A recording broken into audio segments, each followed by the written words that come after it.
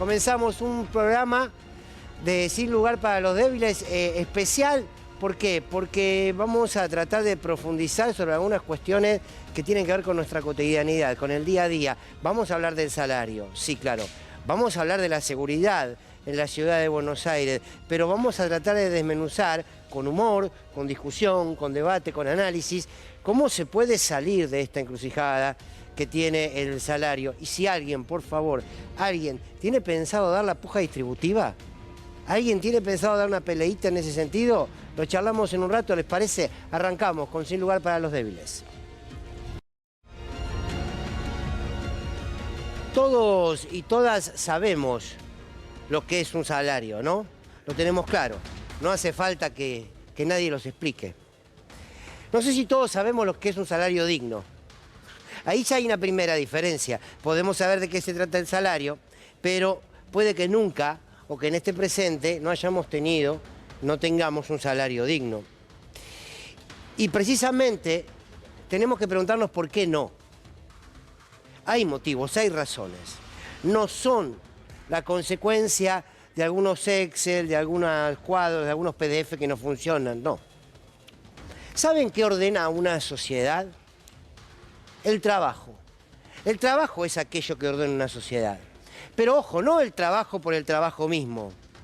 Lo que ordena una sociedad es el trabajo con un salario digno. Si no, caemos en una lógica de, bueno, tengo trabajo, claro, pero no me alcanza. Entonces, ¿las sociedades se ordenan? Y la verdad es que no.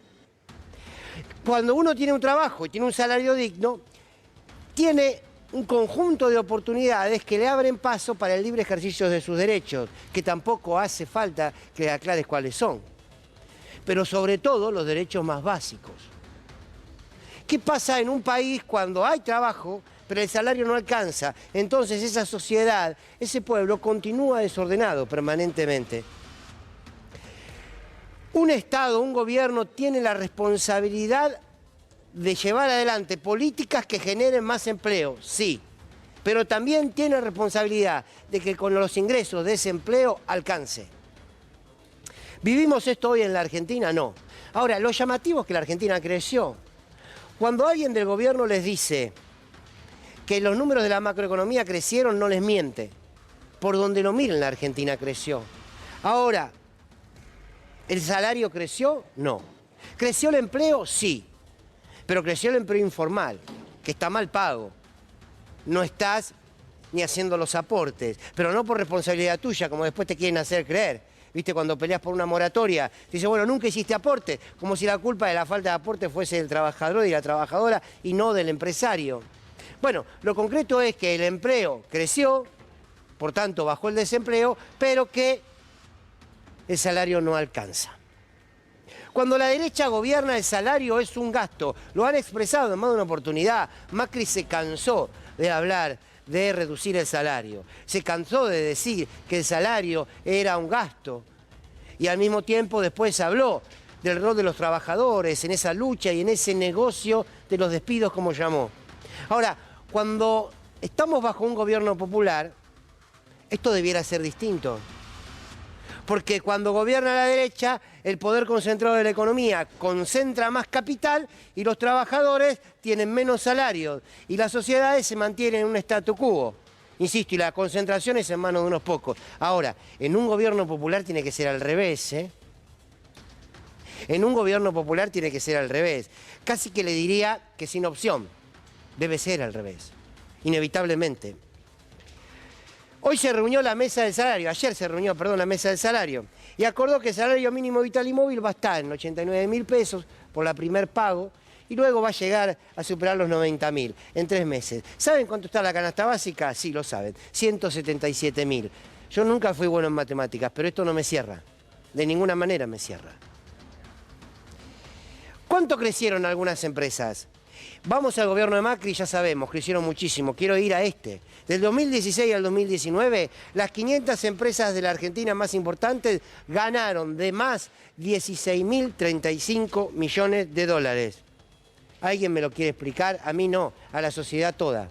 Porque esta es la discusión política que hay que dar, ¿eh? Más allá de los nombres de quienes van a ser o no candidatos. ¿Cómo puede ser La respuesta es fácil. La respuesta es que no existe puja distributiva. No voy a ser responsable a un ministro de Economía que tiene responsabilidad, claro está, como Sergio Massa, que la tuvo y que dejó un desastre como Guzmán, y la herencia que dejó Macri. Yo puedo entender que si la Argentina no crece, que no crezca nadie. Lo que cuesta entender es que la Argentina crezca, pero que la Argentina crezca significa que crezcan los mismos de siempre.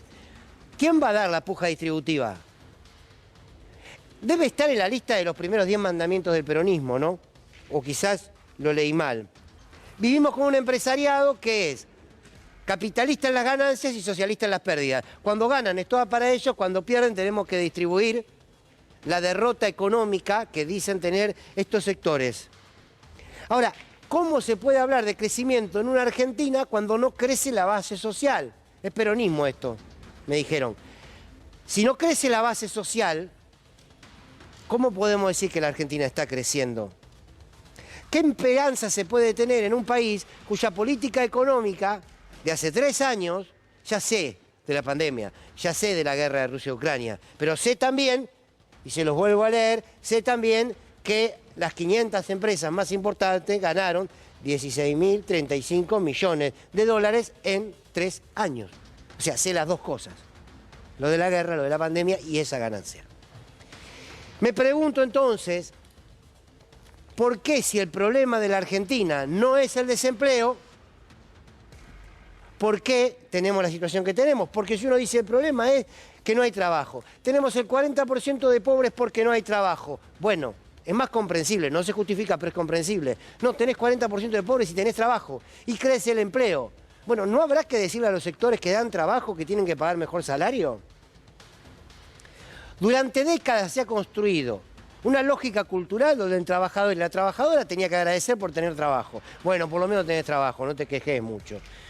Mirá, en un momento hay tanta desocupación, por lo menos tenés trabajo. ¿Y saben qué? Esta también es una batalla cultural que hay que dar. Nadie tiene que agradecer por trabajo. Es un derecho el trabajo.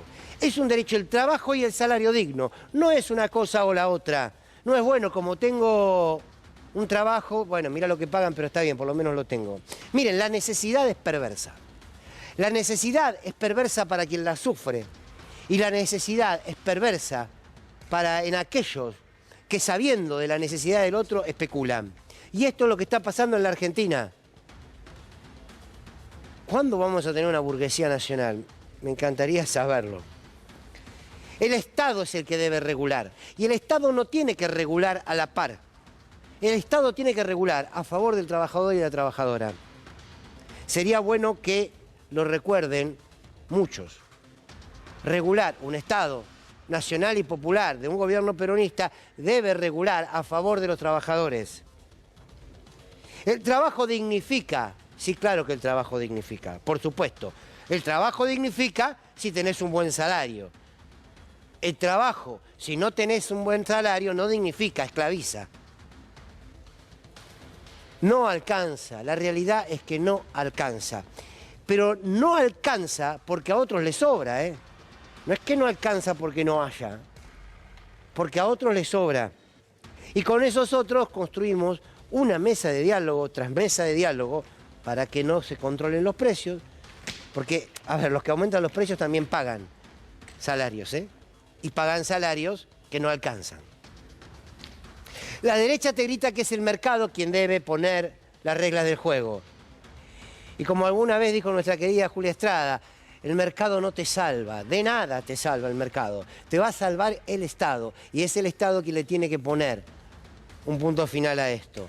Ojo, que los bajos salarios también es una manera de adoctrinar al trabajador y a la trabajadora. También lo es. Me pregunto para qué sirve que haya crecido el consumo si consumen siempre lo mismo. O cuando dicen que creció el consumo, lo que están diciendo es que hay más gente que consume. O que lo mismo de siempre consumen cada vez más. Es interesante la pregunta, me parece. Récord turístico, es cierto, no hay mentira acá, hay récord turístico. Me gustaría saber quiénes viajan, porque quizás viajan lo mismo de siempre. Como con la selección. Se agotaron las entradas de la selección para mañana, con esa locura que tienen en los precios. Se agotaron. Bueno, quizás son los mismos que fueron a Qatar. Puede ser. ¿Hay que generar oportunidades? Sí. Pero esas oportunidades tienen que tener un salario en correlación con esa oportunidad. Si no, en el fondo no lo es. Si no, es la lógica de la subsistencia. Me matan si no trabajo y si trabajo me matan, cantaba el querido Daniel Biglietti. Tenía razón. Donde hay una necesidad nace un derecho. Lo dijo Eva Perón. No lo digo yo. Donde hay una necesidad nace un derecho. Y ese derecho lo debe construir el Estado. Y ese derecho, por ese derecho, debe dar la pelea un gobierno nacional y popular. Y una cosita más, perdonen la extensión. La economía nunca es libre. O la controla el Estado en beneficio del pueblo, o lo controlan las grandes corporaciones en perjuicio de este. Lo dijo Juan Domingo Perón. Por si alguno no lo notó, lo quiere anotar. Sobre todo los que tienen que tomar decisiones para dar una puja distributiva, para que el trabajador y el asalariado no tenga que estar a fin de mes pensando si va a poder llevar un plato de comida a su casa. La economía nunca es libre. O la controla el Estado en beneficio del pueblo, o la controlan las grandes corporaciones en perjuicio de este. Ojalá nos puedan responder hoy quién lo controla. Comenzamos con Sin Lugar para los Débiles.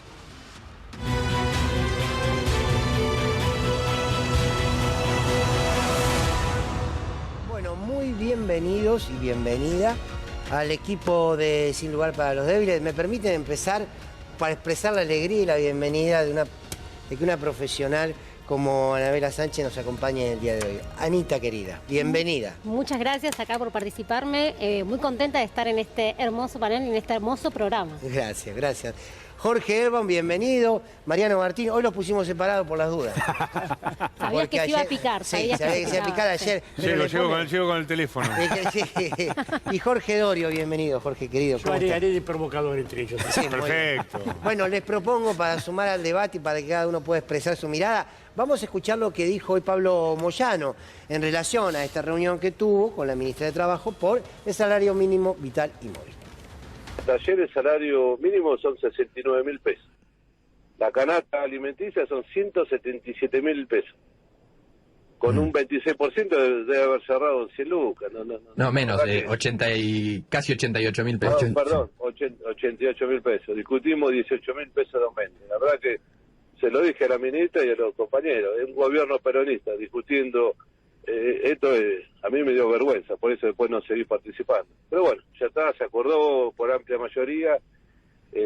Ojalá que todo el esfuerzo que está haciendo Massa se vea reflejado en los próximos meses con la baja de inflación. Bueno, muy bien. Acá van unos datos que ahora vamos a ver, pero primero me gustaría escuchar el análisis de ustedes. Quiero corregir algo que dije mal en la editorial. Yo dije estos 88 ahora, no, estos 88 llegan a junio. En junio. Peor aún, o sea que todo lo que le dije en la editorial es peor todavía.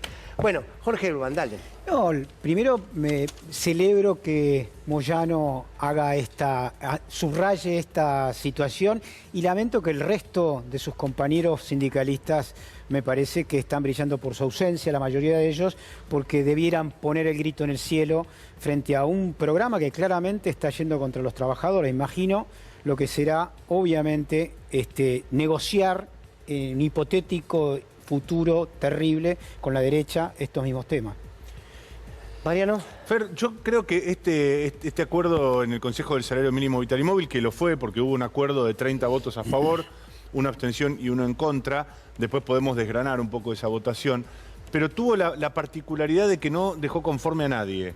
No dejó conforme al gobierno que buscaba convalidar la pauta de aumentos salariales que estaba proponiendo el ministro de Economía, Sergio Massa, en línea con la previsión inflacionaria del 60%. Es decir, ¿qué dice? Bueno, vamos a un semestre de 33%, como para más o menos acomodar que el salario mínimo esté un poco por arriba de la pauta inflacionaria, pero que no se desacople de esa expectativa, porque dentro del gobierno, y la propia Kelly Olmos ha dicho en varias oportunidades, nosotros queremos controlar la nominalidad, que mencionar permanentemente porcentajes superiores a lo que estamos plasmando en el presupuesto no genere una corrida hacia arriba de los números en general.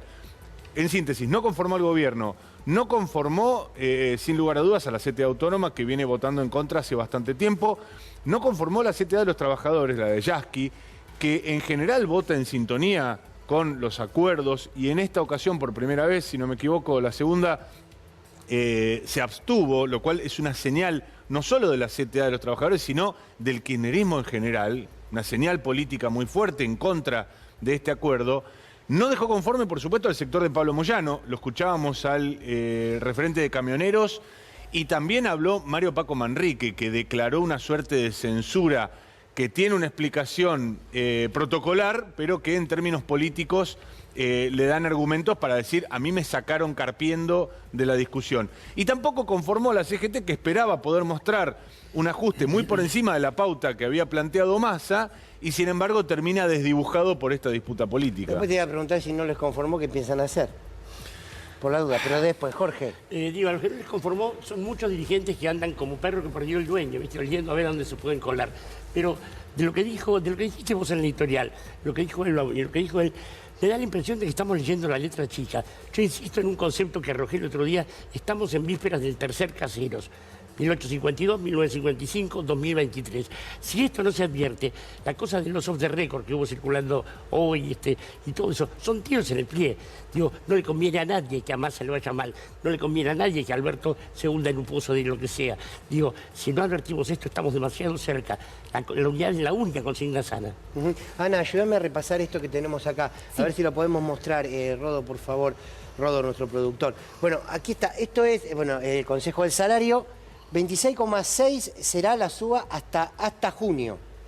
Claro, que ahí está en están 3 cuotas. Y los meses se dividen en abril, el 15,6%, 6% en mayo, 5% en junio. Bueno, en junio termina con 87.987 y se vuelven a juntar el 15 de julio, donde se va a revisar nuevamente este monto. Bueno, pensemos que de acá a julio va a haber inflación a razón de 5 o 6% mensual, y eso se lo va a comer, gran parte de eso se lo va a comer. Igual, perdón, Borro, me parece muy interesante que vos dejaste ahí picando para Mariano, es si nadie estaba de acuerdo, ¿qué se hace de acá hasta junio?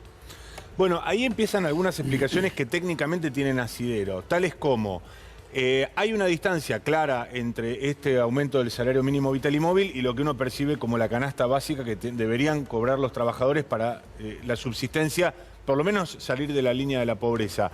Sin embargo, la legislación lo que marca respecto al salario mínimo es que tiene que cubrir las necesidades de un trabajador. La canasta básica a la que nos referimos habitualmente cuando hablamos de los 160 y pico mil pesos, refiere a un grupo familiar. Ahora, dicho esto, que no deja de ser un formalismo, no deja de ser una técnica económica, la verdad es que los salarios en líneas generales se están perdiendo escandalosamente contra la inflación. Y ni hablar si pensamos en aquellos trabajadores que están fuera de convenios colectivos y muchísimo más los que están de manera no registrada.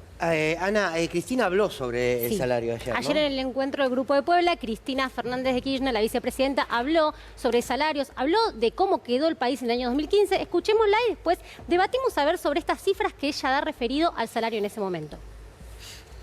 En el 2015 no había deuda, ni de empresas, ni de Estado, ni de familias. Tampoco estaba el Fondo Monetario Internacional, eso lo agrego yo. Además, había reservas en el Banco Central, por eso se pudo levantar el cepo. Y además, los salarios reales no estaban rezagados. Yo agrego, no solamente no estaban rezagados, sino que en dólares eran los más altos de América Latina. Bien, la última frase. El salario en el año 2015, diciembre del año 2015, era el salario más alto de América Latina. O sea, esta cifra también es producto de muchos años donde el salario se recupera. Vamos a poner primero en pantalla lo que es el primer gráfico, donde se muestra cómo del año 95, concretamente del año de enero del año 95 hasta lo que es la llegada de Néstor Kirchner al poder, cómo es que venía evolucionando, en realidad involucionando en ese caso el salario. Tenemos ese pico nefasto en el año 2003 que ven ahí abajo, que se ve cómo se hunde totalmente el salario y después se empieza a recuperar. Es importante este gráfico, Cristina lo había presentado en Río Negro en la presentación que hizo antes de ayer, o sea, antes de la presentación del día ayer en un Grupo de Puebla, donde ella lo que quería mostrar con este salario es cómo, en donde están los picos más altos, no había mucha inflación tampoco. Digo, en el año, por ejemplo,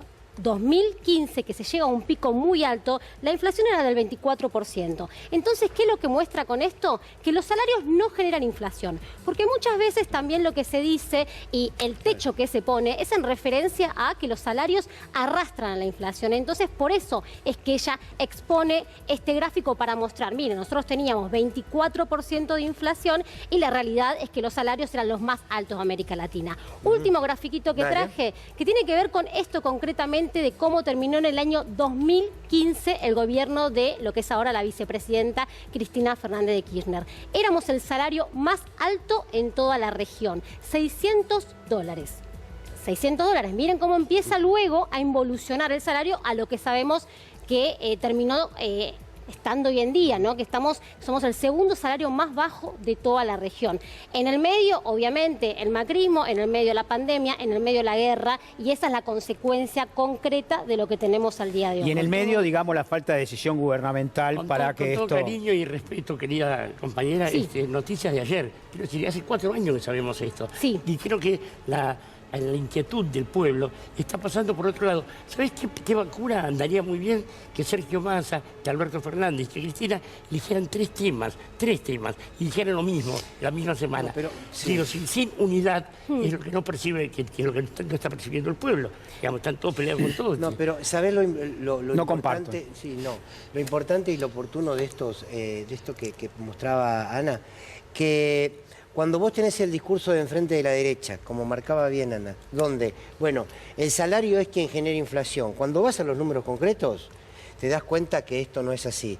De hecho, hasta cuando hablan de la emisión monetaria genera inflación, vas a ver la emisión monetaria y no es así. Entonces, la verdad es que lo que ayuda a estos gráficos es a ver que el relato va por un lado, la realidad va por otro lado, pero en el medio hay una falta de decisión política, estoy de acuerdo con lo que dice Jorge, Totalmente. una falta de decisión política en la que vos decís, insisto, a lo mejor díganme si soy un romántico, pero la puja distributiva es de otra época. ¿De dónde sale la decisión esa que falta? Debiera salir el gobierno nacional que lamentablemente ha traicionado los principios con los cuales fue elegido en el 2015, que suponía la continuidad de los 12 años de Néstor y Cristina, y no se cumplió, porque fíjate que los números muestran de que hubo un proyecto de Néstor y Cristina por aumentar los salarios, Jorgito, y lamentablemente no está acá. Ya me pasé desde el 2015 en adelante discutiendo esto. De vuelta no, ¿viste? No. Sí, también hay que decir que, bueno, primero, el salario mínimo es hasta una puesta en escena. Son 32 representantes de las cámaras patronales y de los sindicatos, y ninguno de los 32 que participan ahí ni lo pagan ni lo cobran. Es una cosa El salario mínimo increíble. ya no existe como Eso es. una referencia para los trabajadores, sino que la única referencia real tiene que ver con los planes sociales. Esto habla del desfasaje en el que entró este instrumento y el desacople que tiene respecto de los ingresos reales. Ahora, los empresarios dicen y se enojan, no puede subir tanto cuando después no lo pagan. Los trabajadores, los representantes sindicales dicen, necesitamos más cuando no lo van a cobrar. Y ahí no hay ningún representante de los movimientos sociales, que Bueno, son en definitiva por eso los perceptores de los planes sociales que se ajustan en la medida del salario mínimo vital y móvil. Dicho esto, déjame agregar una sola cosa cortita. También hay que ver que dentro de esa dinámica donde nadie se pone los pantalones, por usar una figura machirula, para decir, bueno, vamos a avanzar sobre una política de ingresos que realmente le mejore la vida de los trabajadores. Hasta ahora yo no he visto, honestamente, ningún sindicato, ni los que están cerca de los sectores más tradicionales y más burocratizados, si querés, de la CGT, ni de aquellos que están referenciados con Cristina Fernández de Kirchner tampoco, que tengan ese salto en términos de recupero de poder adquisitivo. Hasta ahora, casi todos los sindicatos lo que han hecho fue empatar la inflación y a lo sumo arañarle 1 punto, 2 puntos más. Bueno, por eso digo, esa puja distributiva también no sucede porque los actores sociales que la tienen que construir no terminan de construirla y de dar las peleas que hay que dar. Dani, cualquier cosa. Ani, había sido un destacado más. Sí, una última cosita que quería también reflexionar sobre esto, que ayer Cristina hablaba mucho de la economía. ¿Por qué es tan importante? Porque lo que viene y toda la persecución hacia ella tiene que ver con la economía y también tiene que ver con disciplinar a los que vendrán. Disciplinar es decir, como de qué manera yo te pongo la pata en la cabeza como para decirte, mira, la verdad que estamos del lado, o estás del lado del pueblo o estás del lado de nosotros, estás del lado lado de los trabajadores o está al lado de las empresas. Ese es el disciplinamiento del que se hablaba también. Una última cosita que es una perlita, me parece interesante mostrar, es hace unos días en el diario La Nación, no es que lo está sacando ningún diario, si se quiere, afín al gobierno, presentaban esta nota, que es el referente económico de la Unión Cívica Radical y Gerardo Morales anticipa los lineamientos del programa que debaten en Juntos por el Cambio, le preocupa la transición y la falta del financiamiento. Este es la persona que está armando la plataforma económica de la Unión Cívica Radical. Y le preguntan en el diario La Nación, ¿cómo piensan recuperar el salario real mientras se ajusta el atraso cambiario o tarifario? Y dice,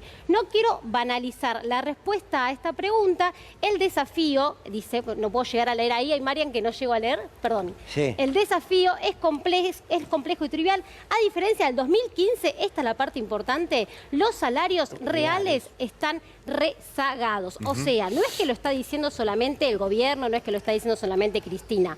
O sea, es una persona referente a la Unión Cívica Radical que está diciendo en el año 2015 los salarios en Argentina valían y valían mucho más. Ahora, lo que es espectacular es que el plan del radicalismo y del Juntos por el Cambio en general es reventarlos peor los salarios. Es decir, además, no están advirtiendo de un atraso salarial para decir en nuestro gobierno los salarios van a estar por arriba del... No, la idea es deprimir los salarios más. Me hacen reír solo, me hacen venir ganas de... Porque no se puede creer. ¿Qué tal? Buenas noches, saludos. Buenas noches. Pero hoy están especialmente cómicos. Qué linda. Me están diciendo... Qué todo... linda remera, ¿eh? La remera. Le agradezco. Atón, muchas gracias, Atón, por la remera.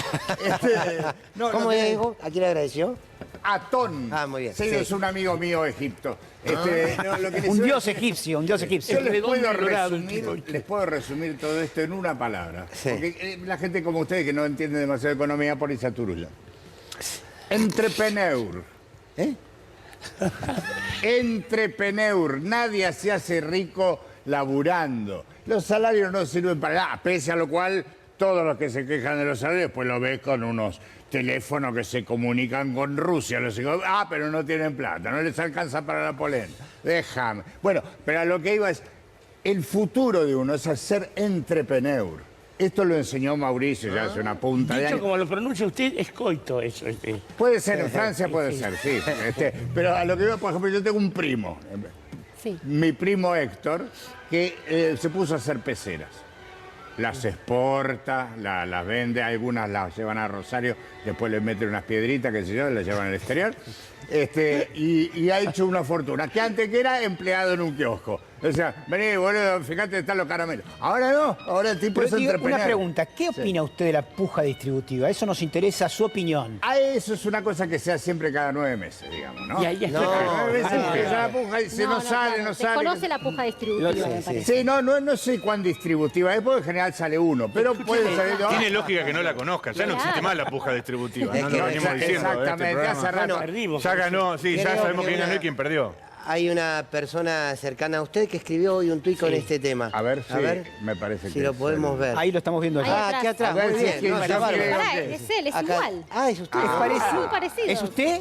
No, ojalá fuera yo como Ah, yo. su ídolo, El es su programa de ídolo. frecuencia máxima es usted. No, le agradezco, pero no es el caso. No, A ver, no. Pablo Moyano, para ganar las elecciones hay que ponerle guita en el bolsillo a la gente. Claro, está muy bien. Y su amigo Esper dijo, simio drogado en frecuencia máxima. Claro, porque espero lo tiende más a sacar la plata del bolsillo. Entonces, al ser nosotros esta cosa que hacen ustedes los peronistas de ponerle en el bolsillo, el consumo, todo eso, está ofendiendo a un economista clásico, ¿me entiende? Un tipo que la tiene clara, sobre todo sobre el efecto Lo que es derrame. interesante es neoclásico. la animalización típica de la derecha argentina de los gronchos, los simios, El los aluvión negros, zoológico. el aluvión zoológico. La verdad que no entiendo a lo que va. Ah, no, la palabra simio no le suena No a aluvión tengo idea zoológico. de qué está hablando. Bueno, Claro. Es Les voy la a familia cambiar. de otros. les voy a cambiar de tema. Sí. Vamos a... Es un amigo suyo también, que creo que, no sé si formó parte de su empresa de turismo. Yo ¿Cómo no se creo llamaba? tener amigos, pero puede ser. Sí. Bueno, de la empresa de turismo Facherman. Facherman Travel, Facherman sí, Travel. lo tenemos abonado. D'Alessandro dejó de ser el ministro de Seguridad de la Ciudad Autónoma de Buenos Aires. Renunció. A ver, escribió un tuit, ¿no? Pero antes del tuit vamos a ver un informe. ¿Está bien lo que estoy diciendo o no? No está bien. Ah, está bien. Vamos a ver Del el 9, me informe, parece, después del 9. ponen los tuits y después charlamos nosotros.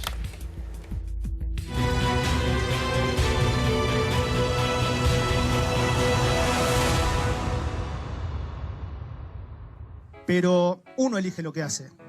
La familia no, la familia elige seguirlo a uno.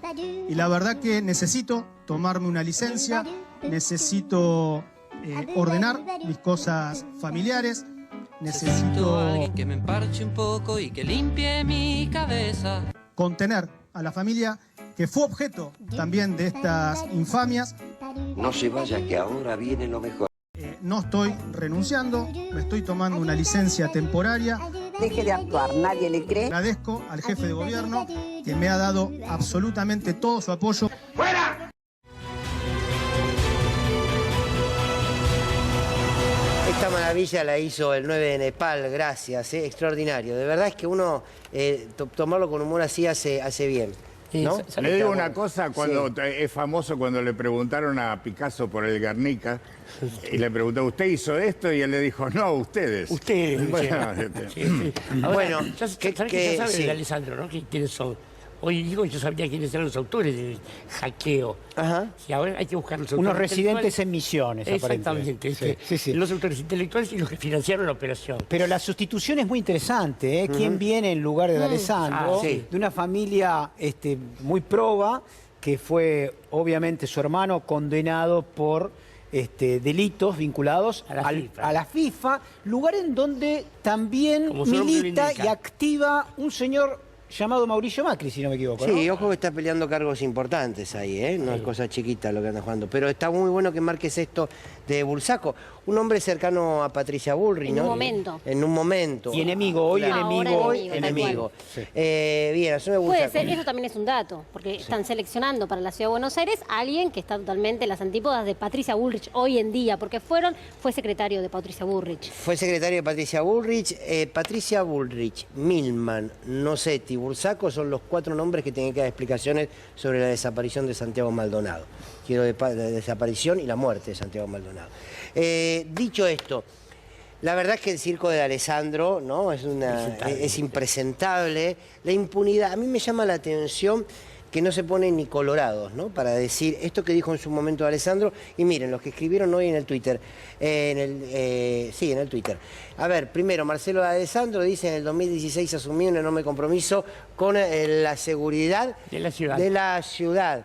Hoy, después de 7 años, le comuniqué al jefe de gobierno mi decisión de dar un paso al costado para convertirme en querellante, es un crack, en querellante de la causa que investiga la operación ilegal de inteligencia en mi contra. Toda operación de inteligencia es en su contra, efectivamente. Sí, por supuesto. Bien. Está bien, se va de Alessandro. No, Y- perdón. Sí. Que hay una operación de inteligencia que lo perjudica, creo que no cabe duda. Lo que uno podría claro. preguntarse es cuál es el origen de esa operación de inteligencia. ¿Y cuánta inteligencia es? Poca porque es fuego propio, digamos. Bueno, ¿sabe? bueno. No quería decirlo tan directamente, Sí, vamos, pero hombre, sí, digámoslo Dios, directamente. ¿Quién va a perder tiempo si no en... A ver, creo que hay otro tuit más. Hay 2 más. De Alessandro. No aflojé ni un solo día bueno. y me voy con el orgullo, la satisfacción y la tranquilidad de haber logrado los menores índices delictivos de los últimos 28 años. Los de él. Sí. Los de él, claro. Eran O los sea, mejores. índices delictivos. Claro. Convertimos a Buenos Aires en la capital más segura de Latinoamérica.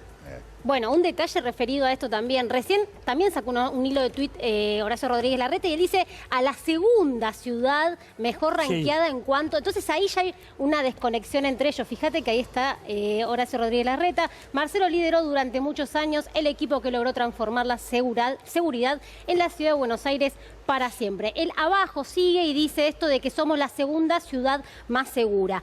Ahora, 78 días estuvo la ciudad sin ministro de Seguridad. En estos 78 días y desde que inició el año, hemos escuchado y visto en los medios una cantidad de delitos, homicidios. Sin ir más lejos, en febrero, el asesinato de Naila en el barrio Richardelli, en un enfrentamiento entre barras. Son lugares donde están totalmente, donde no hay policía, donde no hay justicia, donde no ocurre nada y son noticias que prácticamente tampoco es que las vemos en todos los medios. Después, hace poco tiempo, también un niño baleado en Constitución, el asesinato de otro joven que le robaron en pleno Palermo, un señor que le robaron también una copia de un reloj Rolex. O sea, claramente irse diciendo que es la ciudad más segura ranqueada en América Latina es por lo menos una falta de respeto considerando todo lo que pasó de enero a esta parte. Y el dato importante de la última semana es el policía de la ciudad de Buenos Aires que fue detenido ayer por robo a mano armada de señores adultos en el barrio de Palermo. Sí, digamos que Clarín y La Nación se encargaron esta vez sí de destacar todos los logros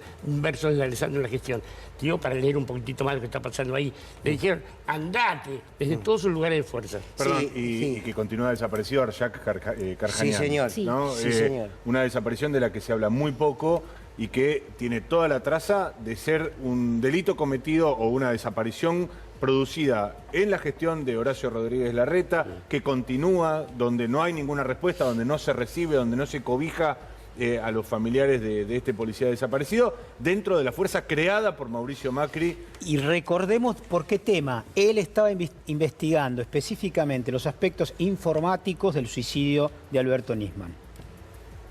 Bueno, repetilo, por favor. Estaba abocado por las tareas que le dio la policía de la ciudad a investigar los aspectos informáticos de la propia computadora de Alberto Nisman. Y desapareció. No se sabe dónde está y nadie está investigando, porque la verdad es que nadie está investigando. Bien, esto es la impunidad, de esto se trata la impunidad, ¿no? A veces cuando hay palabras que no son tan fáciles de explicar, se puede explicar con ejemplos. Y estos son algunas. Por eso, cuando lo escuchamos a nuestro querido colega Diego Iglesias entrevistar en una radio... colega, valga la redundancia, a Horacio Rodríguez Larreta y preguntarle por los viajes al Lago Escondido y todo esto, así reaccionaba el jefe de gobierno, candidato a presidente de la Nación. Horacio, con respecto a un episodio que generó mucho revuelo, que derivó en que tu ministro de Seguridad se pide una licencia, que es el episodio de Lago Escondido, conocido como el episodio de Lago Escondido, que es básicamente una empresa privada termina invitando o pagándoles a funcionarios del gobierno de la ciudad y también a miembros del poder. No les pagó, disculpe, te corrija. Mostraron la factura que lo pagaron ellos. Bueno, lo está investigando la justicia eso. No, pero mostraron los papeles, más sí, que eso. Pero parece pagaron que ellos. Pero también la sospecha de la justicia es que esos papeles vinieron después. Perdóname, la justicia no hizo ningún fallo al respecto. No, la sospecha pero porque está en investigación. Bueno, obviamente, pero estás adelantando. Si no tuviera en investigación, la justicia ya hubiera determinado que las facturas. Estás adelantando la conclusión de investigación que no terminó. Él muestra la factura. No. Punto. Dice que lo pagó él. Está bien. Muestra la factura. Bueno, ¿qué más? está bien, lo dice él. Vamos a ver. Muestra la factura. No sé qué más querés que. Bueno, pero bien, vamos ponele. a ver si efectivamente es así. Permitime. Bueno, no, te permito dudar. Es el rol del periodismo. Claro. Aún con mi pesimismo, quiero decir dos frases que no me pertenecen. Una es, menos mal que ellos son peores. La otra es la del negro de línea, que es, marquen a los nuestros. Sí, yo quiero recordar con respecto a esto, porque la verdad es que acá suceden cosas todos los días y la memoria es muchas veces muy traicionera. En la conversación de las grabaciones que se supieron de Alessandro y el juez Ercolini, por otro tema, Ercolini es el que tiene planchada la causa de Alberto Nisman hace casi 7 años, dato, le decía Ercolini, inventamos facturas, no hay ningún problema, pero lo dice textualmente. Sí. Y el caradura del actual jefe de ciudad, el caradura, le contesta al periodista, bueno, no, pero te mostraron la factura. Le está diciendo que iban a inventar facturas, lo dice públicamente. Qué bueno que es que cada tanto refrescar y escuchar una repregunta, ¿no? Que es casi una especie de extinción. Sí, claramente. Una especie de extinción del periodismo argentino. Le mando un gran abrazo a nuestro compañero Diego Iglesias, que también este ejercicio de la repregunta a veces nos muestra facetas que desconocíamos de dirigentes políticos como Horacio Rodríguez Larreta, que están, me parece a mí, un poco acostumbrados a un cierto tono de afable. Es que la incomodidad que genera una repregunta como la que hizo Diego, una de las que hizo Diego, porque hizo varias, también uno empieza a ver que las incomodidades dentro del Juntos por el Cambio se las empiezan a construir entre ellos mismos. Quiero decir, vamos a tener mucho de esto, precisamente porque hay un juego interno donde se van a tirar absolutamente con todo. Y todavía no entraban a jugar los radicales, digo, ¿no? Y todavía no entraron a tirar a los radicales. Quiero decir, se van a empezar, se asustan de las internas del peronismo, que la verdad son entre fantasmas, no hay duda de eso, pero también la interna de Juntos por el Cambio va a ser de este nivel, porque es cierto que estos chats son parte del fuego amigo. Hay que preguntar a qué se está dedicando Milman en estos días que está desaparecido, y quizás tenga algo que ver con esto. Ustedes yo que le lo digo, conocen... yo estuve hablando con Horacio. Sí. Con Larreta, sí. Sí, en algunas cosas yo asesoro, qué sé. Y quedamos en que las próximas reuniones, sobre todo la gente de seguridad y los jueces, las vamos a hacer en una panadería y de esta manera todo el mundo va a salir con la factura en la mano. Es que la afabilidad tiene color de sobre y factura en la retina. Y Está bolas de clarísimo. fraile. Y no se tiene que tomar un avión con todo lo que genera, vieron tomarse un avión. Pueden ir caminando y no lo ve nadie. No, pero igual nosotros tenemos tanto a Milman como a Pepín Simón, los tenemos en unos tours muy interesantes que de Facherman Travel, y que si quieren el señor director me acompaña. Por favor. Tiene... Con un paquete nuevo que se llama PSE, que es Países Sin Extradición, ¿no? Usted puede ir a esos lugares y quedarse un rato, Claro. e incluso puede traer, si tenemos un auspicio. A ver. Quisiéramos ver el auspicio. Es completo. Porque es plata que me Es muy entra, ¿no? completo. Y ya viene con la remera con auspicio, imagínate. Sí, no viene el Bueno, programa, es más una cosa ¿Le espiritual. está yendo bien con la agencia? ¿Le está yendo bien? A nosotros siempre nos va bien porque hacemos las cosas por derecha. Sí, me imagino. Bueno, ahora seguramente va a llegar el auspicio.